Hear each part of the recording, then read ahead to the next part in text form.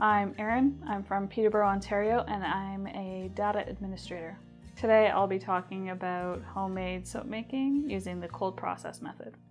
First thing I have to do is decide on what kind of soap I'm making and then formulate the recipe or find one online. You need 3 basic ingredients to make cold process soap. You need an alkali, you need water, and you need oils. Once I've landed on a recipe, then I'm going to weigh all of my oils and put them into a microwavable container and heat them to around 140 degrees Fahrenheit.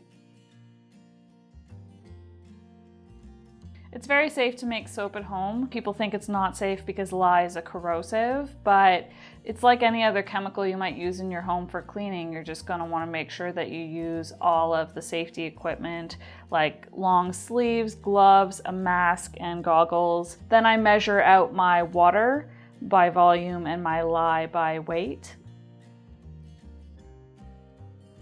And then I take them both to a well-ventilated area. Usually that's on my porch or near an open window. If I had a garage, I would use that instead. But I add the lye to the water and then I stir it.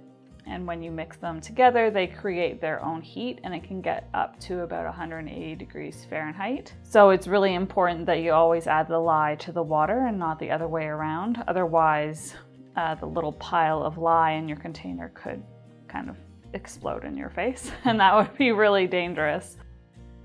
Next, I have to wait a little bit because I need that lye water mixture to cool down. So while that's happening, I'll measure out my essential oils or my dyes or anything else that I want to add to the soap and prepare my mixing station with those items and my blender. And then I slowly add my lye mixture to my oil mixture and just stir it with my blender.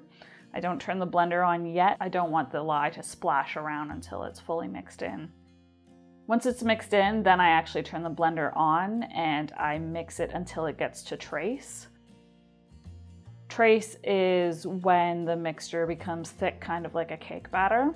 Once it gets to trace, that's when I add anything that I'm using to change the color of the soap and any scents that I want to add, any of my essential oils. I'll mix them in at that point. That's when I put it into the mold, and then I might, sprinkle stuff on top of it or use a spoon or something to create a design on the surface. It's really satisfying using your own soap. You've let it cure, you've done the work, and 4 weeks later you have a soap that's custom made just for you. It smells the way you like it. It does everything you want it to. It's really satisfying.